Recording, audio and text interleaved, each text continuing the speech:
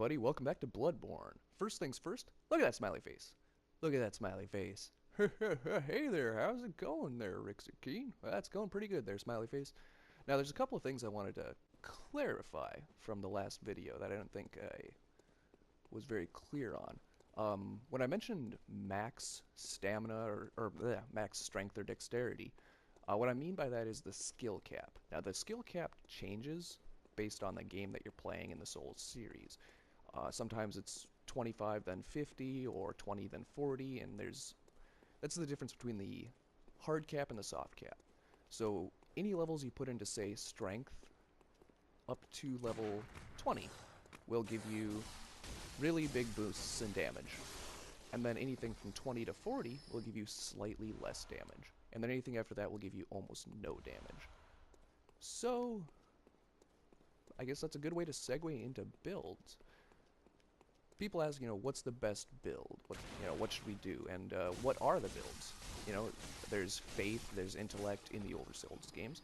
There's quality builds, which is a mix between strength and dexterity. There's dex builds, skill builds, strength builds, etc. What build should you go with? Well, that's kind of a difficult question to answer just because everybody has their own preferences, right? But generally speaking, if it's your very first time playing a Souls game, if you're playing an older one, like Demon's Souls or Dark Souls 1, a good one to go with for new players is Faith. Faith is just generally useful.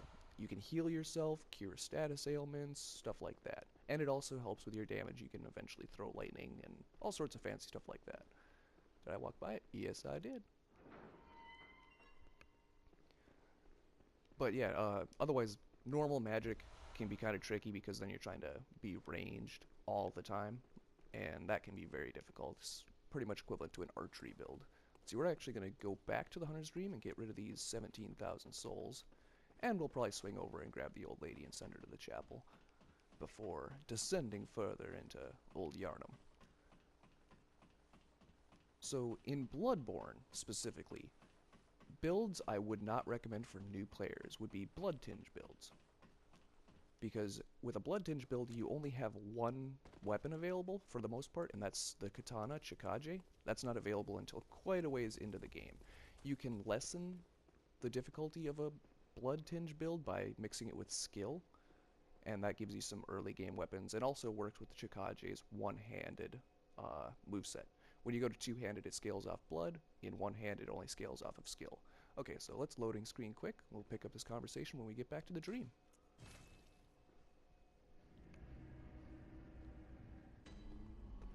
And otherwise, when choosing a build for a new character, the first thing you have to worry about is endurance. Endurance, or whatever it's called in any particular Souls game. I think it's always called endurance, but it's the most important stat by far.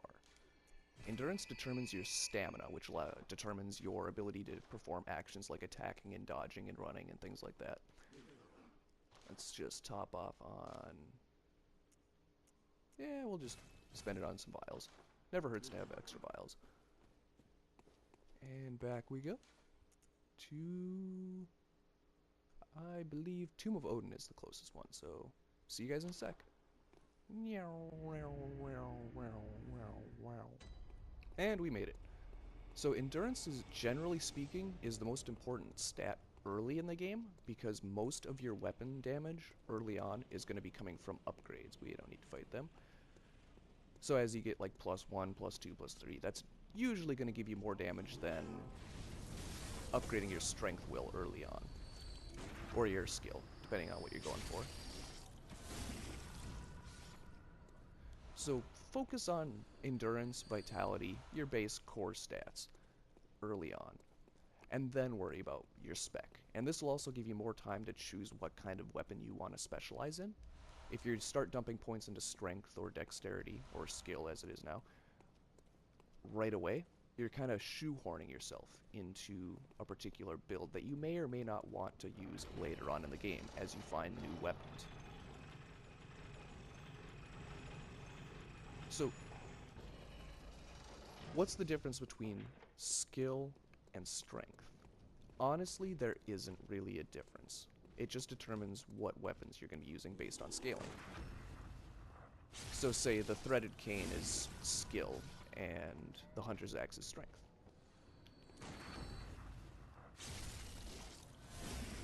So if you start with the hunter's axe and you just really love it, you know you love it, you don't think you're going to be switching to anything else, then yeah, feel free to seed a couple of points into strength as you level up, but generally, until you have like 20, 25 endurance, you don't really have to worry about it. And you can usually go a little further than that if you're confident, but I went the wrong way. Away we go, to the right direction. Howdy. So let's discuss Arcane. I know I said in the last video a little bit about it regarding how the blood gems work.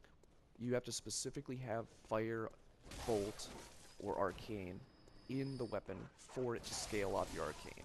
If you don't have those gems, it won't scale off that stat. Also, to reiterate, or to further clarify rather, if you... Hold on a second. Try not to say the wrong thing here and mislead you guys.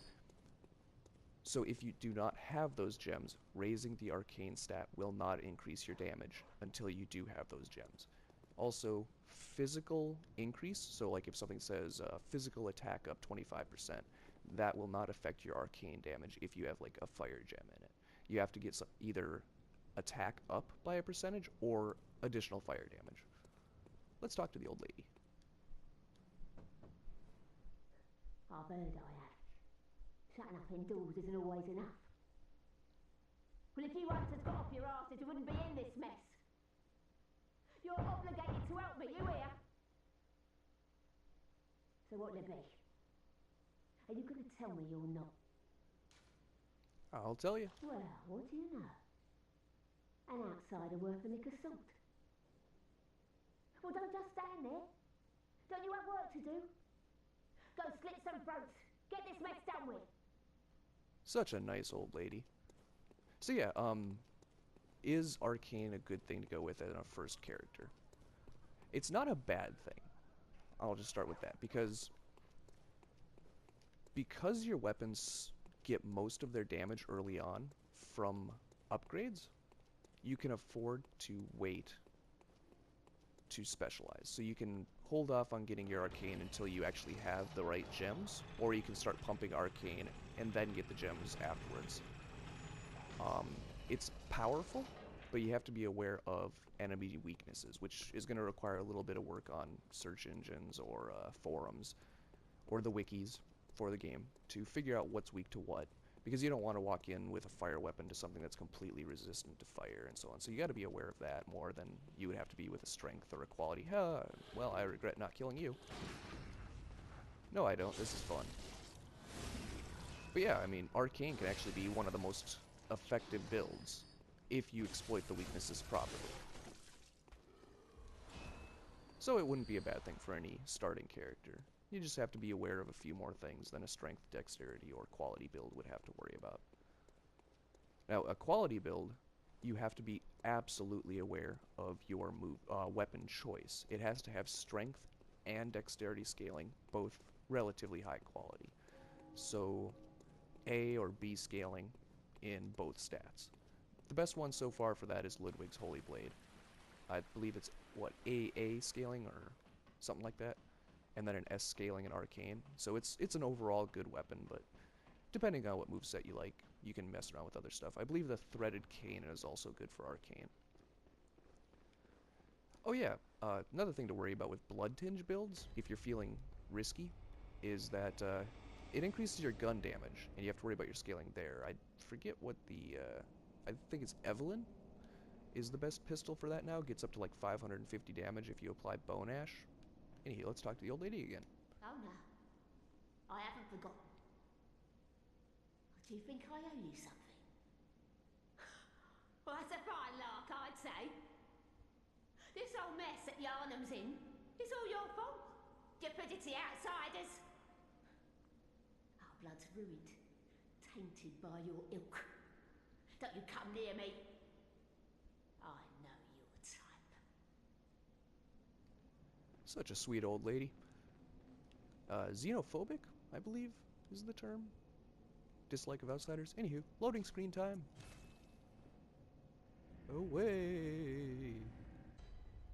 Alrighty. Let us make some more progress. Also, for posterity's sake, I do know that the Charred Hunter set is behind that hunter. I just don't believe I'll be using it very much. There's not too much to worry about for fire damage aside from a few boss fights that aren't very difficult in the first place, so we won't be grabbing that. Unless I decide to go grab it off cam, but... Ow!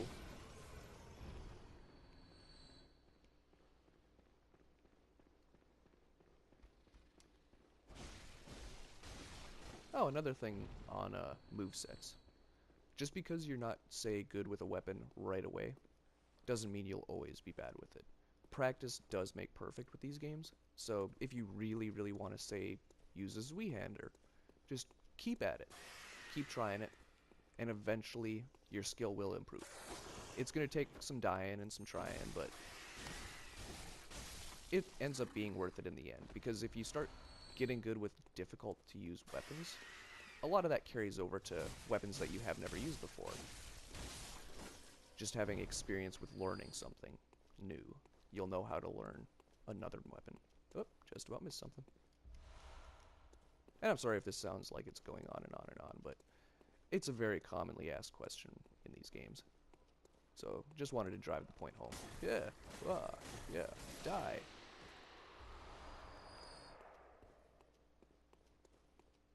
Let's see, I forget what sort of items are scattered around here.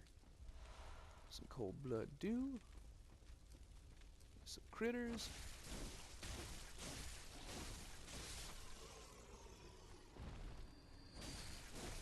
Burn! That worked out well.